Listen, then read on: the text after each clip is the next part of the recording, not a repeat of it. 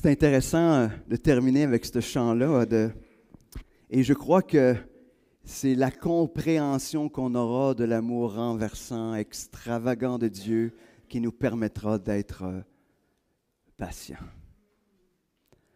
Parce que l'amour renversant, extravagant de Dieu nous révèle la grandeur de sa patience envers nous.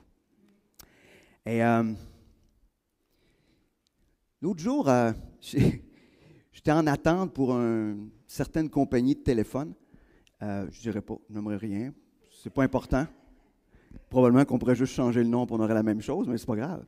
Et là, il y a un message qui nous dit que ça va être enregistré, même mon temps d'attente. Ça veut dire que tout ce que je vais dire pendant que j'attends, oui, je pensais, j'avais vu un numéro d'humour là-dessus, je pensais que c'était une joke. Ben non, ça disait, le temps d'attente et le temps que vous sera enregistré. Là, j'ai fait comme, OK, on est rendu là. Savez-vous pourquoi on est rendu là? C'est parce qu'on est tellement impatient. Puis quand on est impatient, on va dire toutes sortes de niaiseries. Hein? Des fois, avant, on pouvait se dire, hey, s'ils savaient ce que je viens de dire avant d'y parler, hein? Mais là, oui, ils savent ce que tu as dit avant d'y parler. Mais ça nous montre comment on est rendu dans cette société, tout le monde est impatient. Et je ne sais pas comment vous êtes ce matin face à la patience. Hein? Qu'est-ce qui vous rend impatient?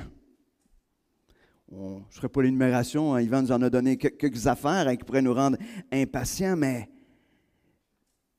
qu'est-ce qui vous rend impatient?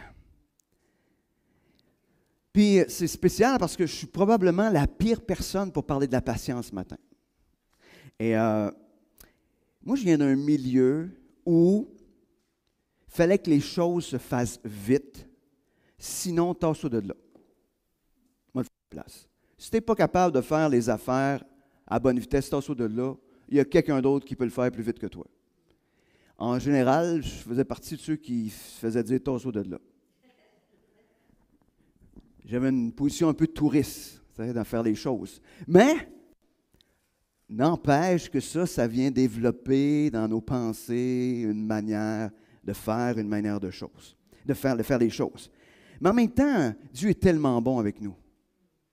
Parce qu'il nous permet de développer la patience.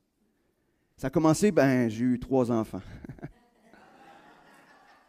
C'est pas de leur faute, là. Mais Dieu les met dans notre vie, nos enfants, pour développer la patience. Pourquoi? Mais parce qu'ils ne savent pas faire les affaires au départ. Tu sais. Puis en plus, Dieu avait mis en moi le désir de ne pas faire comme ce que j'avais reçu. J'avais le désir de faire mieux. Donc, j'avais besoin d'apprendre à être plus patient. Puis, chacun de nos enfants développe un des aspects de notre patience différemment. J'en ai eu 3. Si j'en avais eu un, j'aurais dit, pas besoin de développer beaucoup de patience, mais j'en ai eu 3, Dieu a permis, j'en ai 3, et qui ont développé ma patience dans différents aspects de ma vie. Puis en plus, l'autre élément, Dieu est tellement bon avec nous, il nous met en relation avec les autres. Et là aussi, c'est un bon test de patience. Et je veux pas, mais je crois que chacun d'entre nous, nous sommes le test de patience dans la vie de quelqu'un d'autre. Et donc, désolé si je suis votre test de patience. Et je voudrais chercher longuement un texte, pas un texte biblique, mais un texte qui m'apprendrait à devenir patient en 15 minutes. Mais au bout de 30 secondes, j'étais tanné, j'ai arrêté.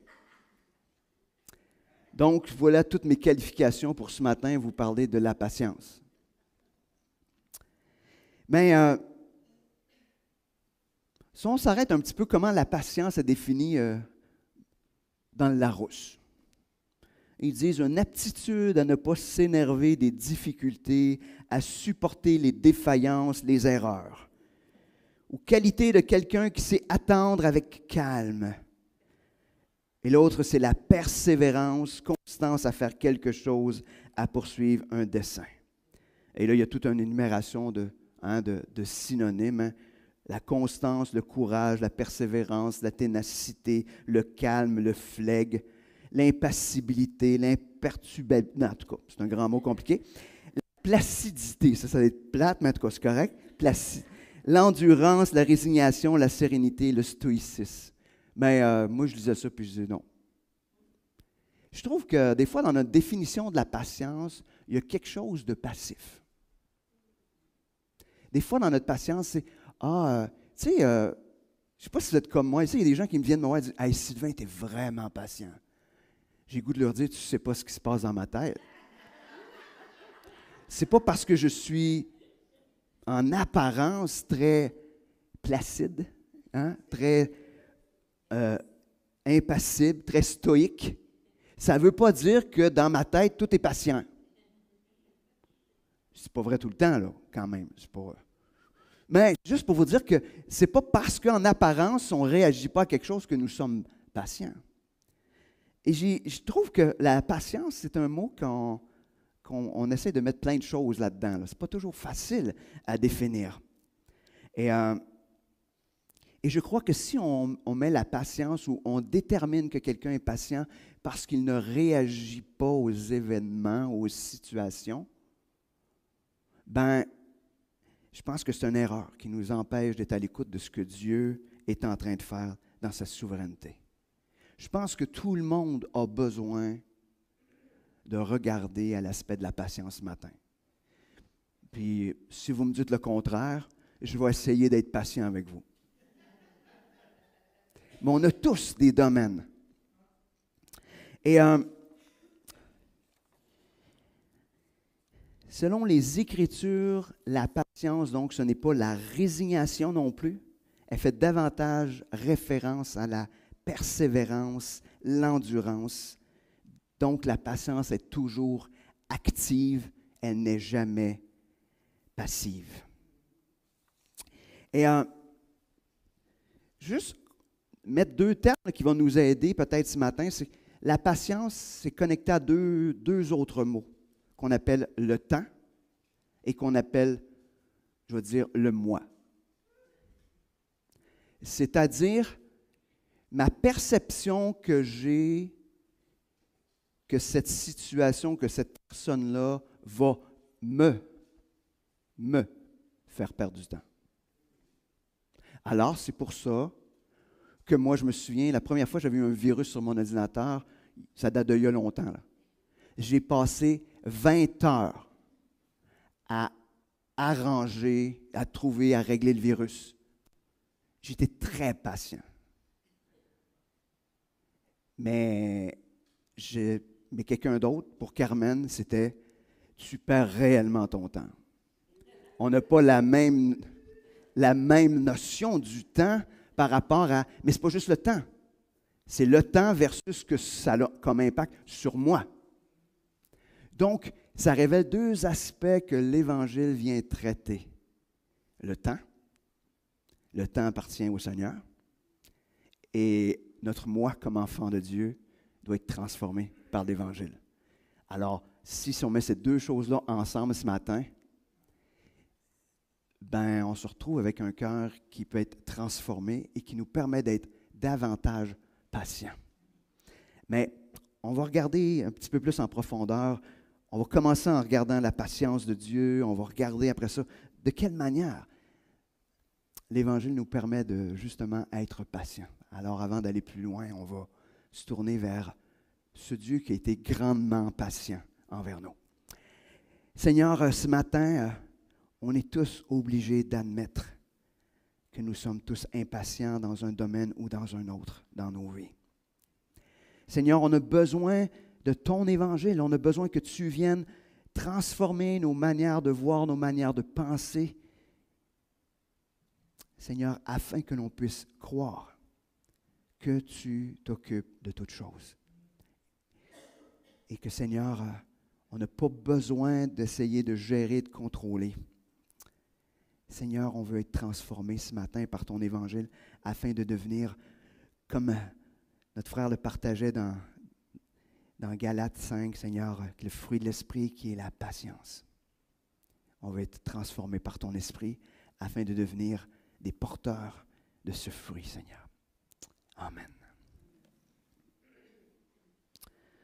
Donc, on va commencer par établir, parce que vous vous souvenez que notre série de messages fait référence à ce que Dieu est, ce que Dieu fait, qui détermine notre identité, et cette nouvelle identité vient transformer donc nos actions, ce que nous faisons.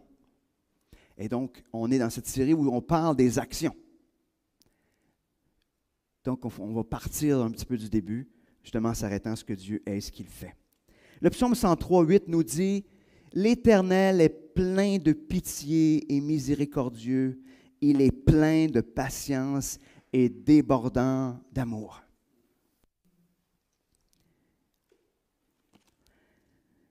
Contrairement à des fois quand on lit l'Ancien Testament, là je viens de terminer ce matin le livre des rois. Tu sais, des fois quand on lit ça vite, on pourrait se porter à dire « Ah, boys, Dieu, il est plutôt rough. Il est pas très patient, pas très tolérant. » Mais quand on se met à prendre ça et qu'on met ça dans une échelle de temps, on fait comme oh, OK, wow, Dieu est excessivement patient. Et ce qu'il dit ici, il est plein de patience, débordant d'amour. Puis tout ça va ensemble, la patience, la pitié, la miséricorde, l'amour, tout va ensemble dans cette image de qui est Dieu. Pensons simplement à l'histoire de Noé. Et là, il était patient avec tout le peuple. Puis après ça, Noé a construit l'arche pendant 100 ans. C'est patient, ça, là. Avant, imagine, qu'il y avait des indices solides, là. Dieu est extrêmement patient. On a juste à regarder, comme je disais tantôt, le livre des juges, des rois. Quand on regarde Israël qui a traîné dans le désert, tout ça parce que Dieu était patient. Dans le livre des Nombres, au chapitre 14, verset 18, on peut lire « L'Éternel est patient et riche en amour. Il pardonne faute et péché, mais il n'acquitte pas le coupable. Il fait payer au Fils le péché des pères jusqu'à la 3e, voire la 4e génération. » Mais là, on est dans l'Ancien Testament. On sait que dans le Nouveau Testament, nous n'avons pas à payer pour le péché de nos pères. Chacun paye, même dans l'Ancien Testament, à un moment donné, on voit qu'il y a cette transformation-là où chacun a à payer, où il est jugé selon ses actes à lui, pas les actes des autres. Le terme utilisé ici pour patience, c'est Dieu a de longues narines. C'est ça que ça veut dire. Ou un long nez. Les narines expriment la colère. Quand on a cette image-là, ça parle de la colère. Donc, Dieu est lent à la colère. Il est amour, il pardonne, mais il est aussi juste. Dieu est lent à la colère. Donc, lent, ça fait partie de la patience.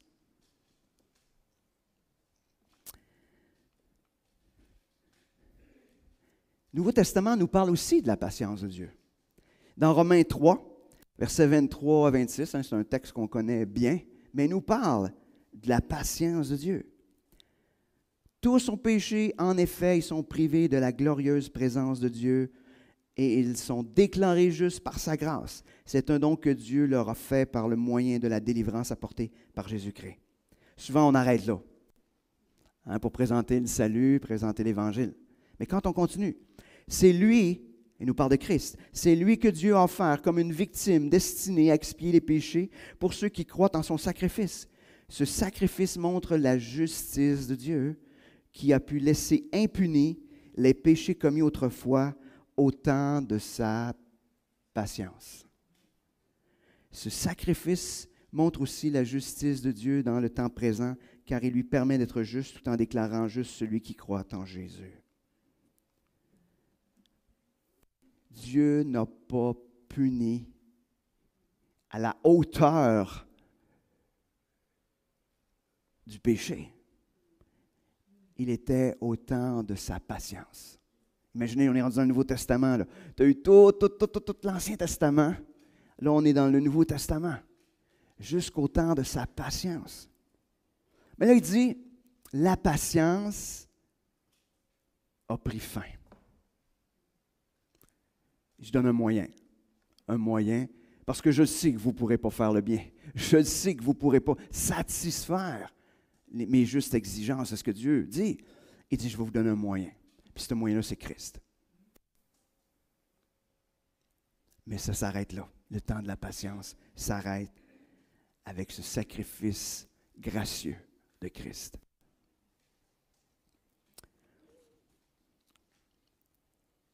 Malgré cela, Dieu est encore patient.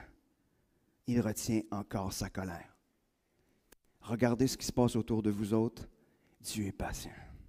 Avec nous autres en premier. Encore, même si on est ses enfants. Dieu est patient. Dieu est patient parce qu'il y a un projet pour nous. Puis, il n'est pas rendu à terme. Hein? On est un ouvrage à long terme, oui. J'aime le mot long terme. Des fois, on a dit, on a hâte que ça finisse, peut-être. Mais dans le monde, avec le monde entier, il est aussi patient. On n'a pas besoin d'ouvrir longtemps la télévision, d'écouter les nouvelles ou de regarder n'importe quelle émission, puis on se fait comme, ça n'a pas de bon sens. Même les gens qui ne sont pas des enfants de Dieu sont scandalisés par des choses qui se passent. Nous devrions l'être encore plus. Des fois, je suis là et je me dis, ça se peut pas. On discute de ça, moi puis Carmen, des fois, puis on dit, mais voyons donc, on est rendu là. On est rendu là. J'espère juste que parce que je sais que les gens avant nous se disaient la même chose il y a 20 ans, il y a 30 ans, il y a 40 ans. On est rendu là. Puis aujourd'hui, c'est devenu banal. J'espère que la génération qui me suit ne sera pas juste scandalisée pour des nouvelles affaires, mais qu'elle restera scandalisée pour les vieilles affaires. Mais en même temps, des fois, je me dis, le Seigneur va revenir, ça n'a pas de bon sens. Mais Dieu est patient. Je ne sais pas jusqu'où ira sa patience. Je ne sais pas.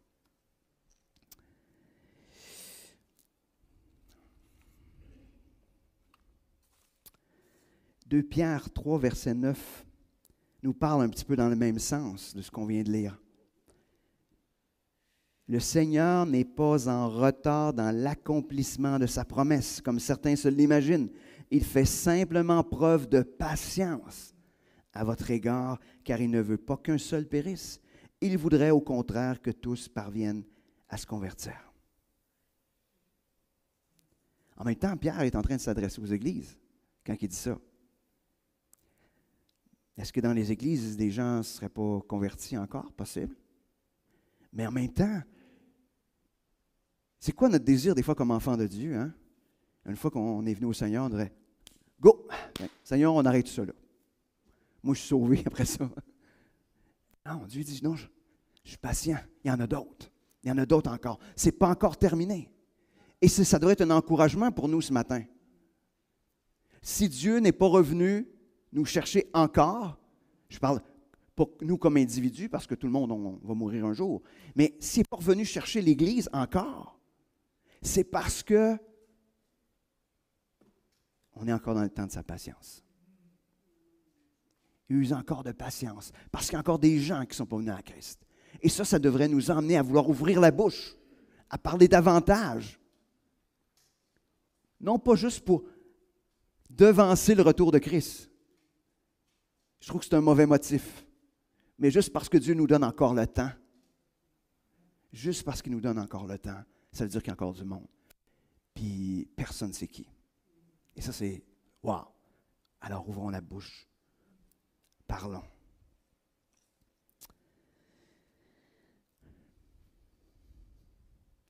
Mais en même temps, Dieu, il est patient, il met tout en œuvre pour que le changement se produise. Il est patient dans le temps, mais il est actif dans ce qu'il veut produire dans nos vies. Croyez-vous ça? Dieu, il a dit qu'il a commencé une œuvre, qu'il n'a pas terminée. Il a commencé à envoyer une œuvre qui va emmener à la perfection. Alors si, ça veut dire que Dieu est patient, parce que, je ne sais pas si vous êtes comme moi, mais on ne comprend pas vite des fois. On est long, on est dur de comprenure. Des fois, ça prend du temps. Mais Dieu a ce plan, il est patient, mais il travaille activement dans vos vies.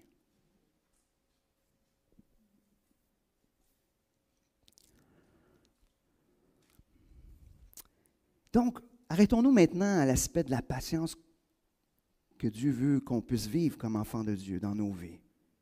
Un peu comme je vous disais tantôt, ça dépend de notre rapport avec le temps, rapport avec ce qui se passe, avec les circonstances qui vont nous emmener à être patients.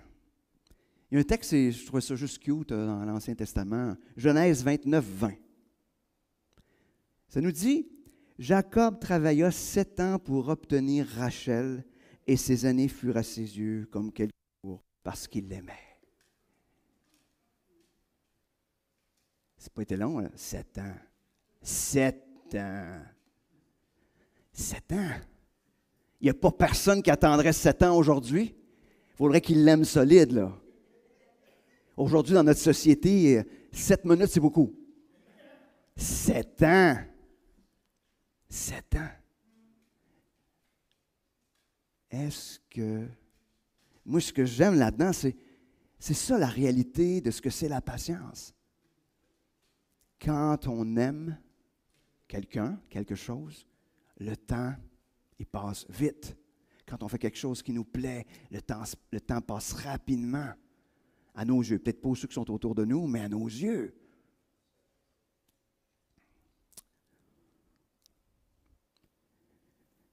Chaque fois que nous avons l'impression que quelqu'un ou quelque chose nous vole notre temps, nous fait perdre notre temps, on devient immédiatement impatient.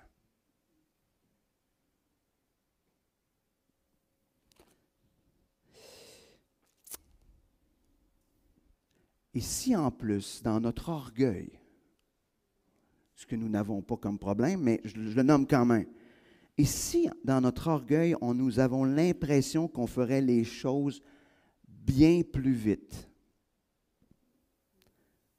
la patience, ça prend le bord. C'est comme, hey. En tout cas, ben moi, je vous ai dit de quel milieu je venais, là. On a besoin d'apprendre à attendre, et plus particulièrement en ce qui concerne ce que Dieu est en train de faire dans notre vie puis dans la vie des autres, autant dans la vie des croyants que des non-croyants. Si nous croyons que Dieu est tout-puissant, qui est à l'œuvre, il faut apprendre à attendre. Je m'imagine un peu, tu sais, qu'une voix sur un répondeur, tu sais, qui commence genre, tu sais, ce temps d'attente est une gracieuseté de, tu sais, comme une pub. Mais si, mettons, on dirait, qui sait si ce temps d'attente n'est pas l'occasion d'apprendre et de grandir? Qui sait, hein? Comme si vous êtes sur une ligne téléphonique en train d'attendre, mais qui sait, ça vous dit, si ce temps d'attente était vraiment ce que Dieu veut développer dans ta vie, puis qu'il utilise ce temps de patience parce que de quoi qu'il veut développer dans ta vie, ou qu'il est en train de développer quelque chose dans la vie de l'autre, Dieu met tout en œuvre pour que nous nous rapprochions de lui. Dieu met tout en œuvre pour nous transformer à son image. Dieu met tout en œuvre. Alors, je vous le dis tout de suite, étant donné le chemin qu'on reste à faire, ça va être... Tu sais, Dieu n'est pas en train de dire, tu es là, mais je vais te transformer à être juste comme ça. Non, non, non. Tu es là, puis je vais t'emmener à ma ressemblance. Je ne sais pas si vous savez, là, mais il y a des étapes. Là, hein? Il y en a des marches à monter. Mais Dieu veut le faire. Dieu va tout mettre en place pour ça. Alors, ne soyons pas impatients. Dieu est en train de faire quelque chose. Il va se passer quelque chose. Un Lamentation 3.26 qui nous dit « Il est bon d'entendre en silence la délivrance de l'Éternel. »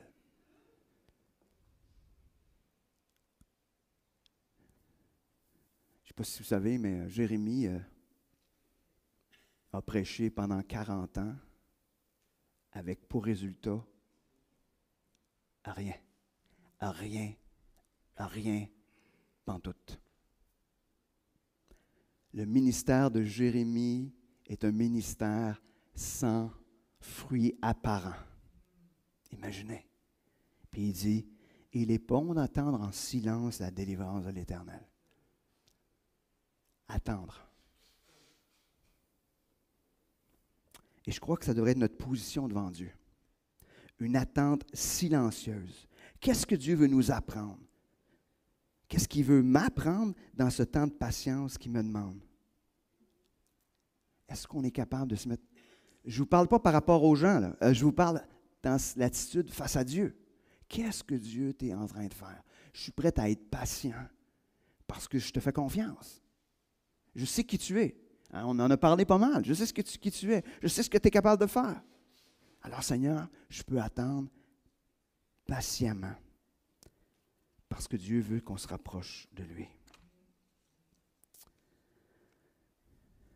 Tantôt, notre frère Yvan l'avait nommé, mais Dieu veut produire en nous le fruit de l'Esprit.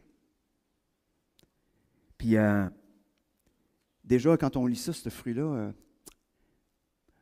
mais le fruit de l'Esprit, c'est l'amour, la joie, la paix, la patience, l'amabilité, la bonté, la fidélité, la douceur, la maîtrise de soi. Je ne sais pas à quelle place votre fruit est handicapé, là. Mais des fois, on ne va pas bien loin dans l'énumération des éléments du fruit de l'Esprit. Mais Dieu, c'est ce qu'il veut produire. Puis je crois que tous ces éléments-là sont connectés ensemble. Parce que l'amour, la joie, la paix, la patience, il me semble que tout est connecté un peu. Hein? Si j'aime, je vais être patient. Hein? Si je suis joyeux, c'est parce que je suis patient. Si je suis en paix, ben c'est parce que je suis patient. Puis parce que j'aime. Puis parce que tout est interrelié, interconnecté. L'Esprit peut produire et veut produire en nous la patience parce que Christ a été patient le premier. Il était patient pour nous. Patient, Jésus était patient au milieu du rejet. Patient face à des disciples incrédules. Oui, des fois, il leur a dit jusqu'à quand? Mais Jésus a été patient. Patient même face aux résultats de son ministère. Quand Jésus est mort à la croix, il n'y avait pas 10 000 personnes qui le suivaient, là. On suppose qu'il y en avait 500, peut-être un petit peu plus. Mais puis il suivait de distance aussi. Mais il a développé sa petite gang de 12, puis il y en a un qui... Mettons que Judas, on pourrait dire humainement, à l'œil humain, qui avait manqué un peu. Mais Jésus a été patient. Il était patient.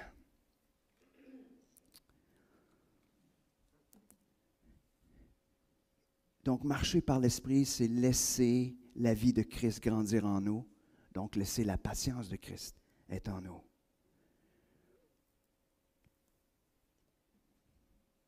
De plus, le témoignage que nous rend les Écritures à propos de qui est Dieu et de ce qu'il fait produit en nous la patience. Romains 15, versets 4 et 5. On peut lire « Or, tout ce qui a été consigné autrefois dans les Écritures. » OK?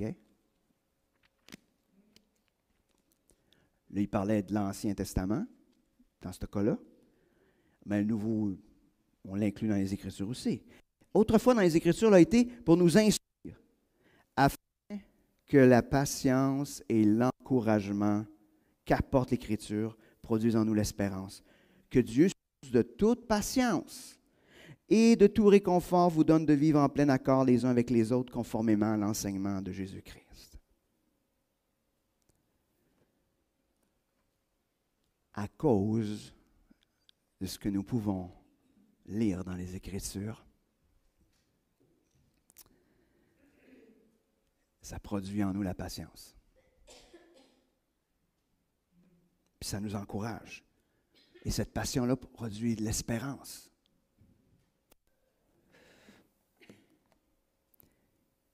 Si on manque de patience, peut-être qu'il faut se remettre à lire les Écritures. Peut-être qu'il faut se remettre à lire à propos de Dieu, comment il était patient. Peut-être qu'il faut se remettre à voir comment Jésus a été patient. Pas envers toutes les autres, envers nous. Et plus qu'on découvre la patience de Dieu, puis comment il veut développer ça en nous, plus cette œuvre s'accomplit en nous et nous pouvons devenir de plus en plus patients. Et ça devrait nous rendre patients parce que le même Dieu qui est en train d'œuvrer dans ma vie, il est en train d'œuvrer dans vos vies. Alors, si Dieu est patient avec moi, il est donc aussi patient avec vous. Si Dieu a dit qu'il produirait la transformation dans ma vie, il a dit qu'il la produirait aussi dans vos vies. Et j'ai confiance en Dieu. Alors, je suis presque obligé de me dire,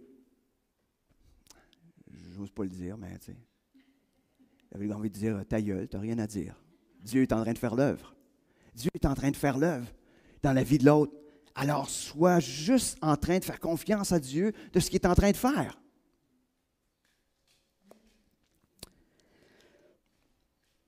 On regarde un peu plus près ce que signifie vivre la patience dans les relations, quand on réalise que Dieu est patient et qu'il nous a démontré sa patience aussi envers nous. Colossiens 3, versets 12 à 14, on peut lire « Ainsi, puisque Dieu vous a choisi pour lui appartenir et qu'il vous aime, revêtez-vous d'ardente bonté, de bienveillance, d'humilité, de douceur et de patience. » Il y en a des textes à la patience, hein? Ça devait être un problème parce que ça il nomme souvent. « Supportez-vous les uns les autres, et si l'un de vous a quelque chose à reprocher à un autre, pardonnez-vous mutuellement. Le Seigneur vous a pardonné, vous aussi. Pardonnez-vous de la même manière, et par-dessus tout cela, revêtez-vous de l'amour qui est le lien par excellence. » Et en même temps, ça me connecte à un texte qu'on retrouve dans 1 Corinthiens 13, verset 4, qui nous dit « L'amour est patient, plein de bonté, l'amour n'est pas envieux, ne cherche pas à se faire valoir, ne s'enfle pas d'orgueil. » Donc, puisque nous sommes choisis par Dieu, puisque nous lui appartenons, quand on regarde dans le texte qu'on vient de lire, le premier, puisque nous sommes aimés de Dieu, puisque nous sommes pardonnés par Dieu, ça c'est notre nouvelle identité. Puis nos actions devront ou vont démontrer de plus en plus en produisant le fruit. Et ce fruit-là inclut la patience. Ça va être une manifestation de l'amour de Dieu en nous, qui va nous conduire à supporter, endurer. C'est ça, hein? Supporter les autres.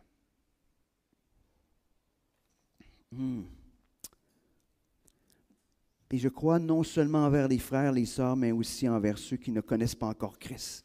Parce que notre patience va être le reflet de l'image de Christ. Tout simplement. On va regarder un texte pratique qui nous parle, un des textes pratiques qui nous parle à propos de la patience qu'on retrouve dans Jacques, versets 7 à 11. Frères, patientez donc jusqu'à ce que le Seigneur vienne. Pensez aux cultivateurs, ils attendent les précieuses récoltes de sa terre. Il prend patience à leur égard jusqu'à ce que tombent les pluies de l'automne et du printemps. Vous aussi prenez patience, soyez pleins de courage, car le venu du Seigneur est proche. Ne vous répandez pas en plainte les uns contre les autres. Frères, si vous ne voulez pas être condamnés, voici que le juge se tient déjà devant la porte. Frères, prenez comme modèle de patience persévérante dans la souffrance les prophètes qui ont parlé de la part du Seigneur. Oui, nous disons, bienheureux ceux qui ont tenu bon. Vous avez entendu comment Job a supporté la souffrance. Vous savez ce que le Seigneur a finalement fait en sa faveur parce que le Seigneur est plein de bonté et de compassion. Ce passage il nous parle de relations fraternelles dans l'Église. Le texte nous dit, quelle est la durée de la patience? Savez-vous, c'est jusqu'à quand qu'il faut être patient? Jusqu'à ce que le Seigneur revienne. Que voici le projet. Ça veut dire c'est voici le projet terrestre. Donc, soyez patients jusqu'à ce que le Seigneur revienne.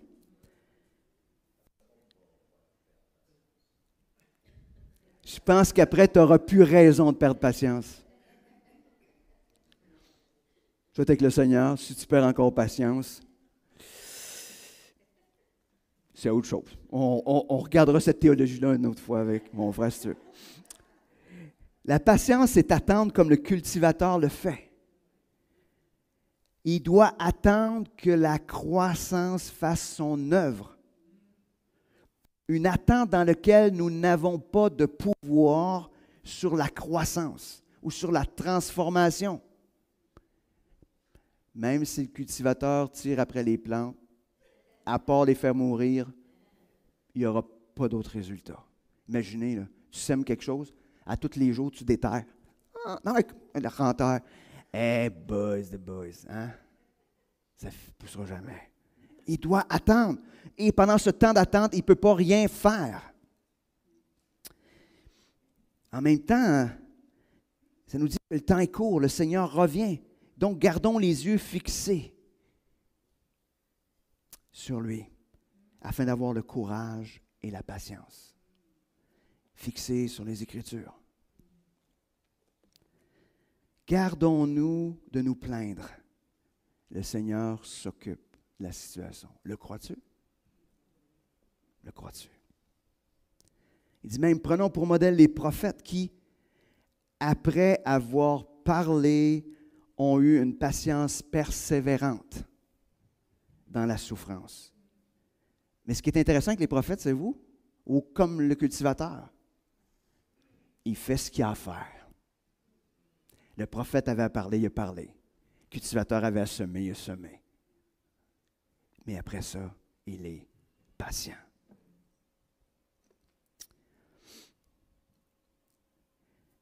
Et le texte nous dit que Dieu prend soin parce qu'il est plein de bonté et de compassion.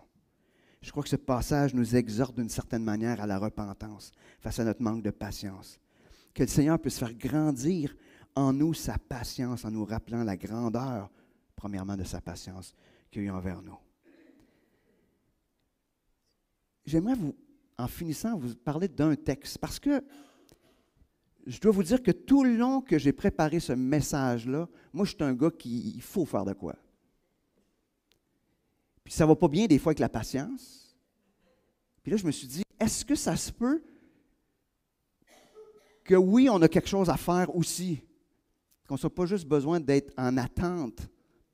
Et fait que je vais vous partager ce texte-là, je vais vous emmener un petit peu plus loin dans ma réflexion là-dedans. C'est un texte qui nous parle que finalement, la patience, ce n'est pas de la passivité austère. 1 Thessaloniciens 5, 14. Nous vous recommandons, frères, avertissez ceux qui mènent une vie déréglée, réconfortez ceux qui sont découragés, soutenez les faibles et soyez patients envers tous. 3 aspects dans lesquels on est appelé à être en train d'agir. Il dit avertis. Avertissez ceux qui vivent dans le péché. Avertissez. Deuxième chose, il dit réconfortez ceux qui sont découragés. Après ça, il dit soutenez les faibles. Mais il dit, mais tout ça, là, par-dessus tout ça, et envers tout le monde, cela inclut, soyez patients. Ça, c'est des actions qu'on est appelé à vivre en Église. Mais chacune de ces actions-là doit être posée dans une attitude de patience. Ne rien faire. Parce que des fois, on mélange patience et tolérance. Hein? Ne rien faire n'est jamais de la patience. Parfois, de rien faire, c'est de l'indifférence. Et parfois même de la lâcheté. La patience, c'est d'être capable d'attendre le temps de Dieu après avoir prié et après avoir obéi à ce qu'il nous demande de faire. La patience, c'est d'être capable d'attendre le temps de Dieu après avoir prié et après avoir obéi à ce qu'il nous demande de faire. Donc ce matin, nous avons tous nos défis concernant la patience. Mais qu'est-ce qu'on va faire concernant la patience? Est-ce que nous devons nous repentir parce que notre impatience démontre notre manque de foi?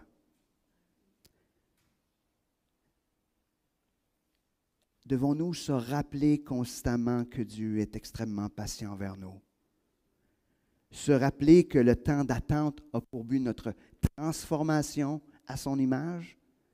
Que la patience est une manifestation de l'Esprit dans notre vie? Et se rappeler que la patience est toujours active. Qu'est-ce que tu feras ce matin? Quel sera ton premier pas concernant ce que Dieu te demande face à la patience? Prions. Seigneur Dieu, nous avons tous des pas à faire concernant la patience et moi le premier. Alors Seigneur, rappelle-nous la grandeur de ta patience. Rappelle-nous ce que tu es en train de faire. Rappelle-nous que tu es en contrôle de toutes choses. Rappelle-nous que tu as promis d'emmener à terme ce que tu as commencé dans ma vie, mais dans la vie de chacun de ceux qui m'entourent. Seigneur, permets que ce fruit, que cette partie du fruit de l'Esprit puisse être florissant dans nos vies, dans la vie de l'Église. Seigneur, rends-nous de plus en plus patients comme toi.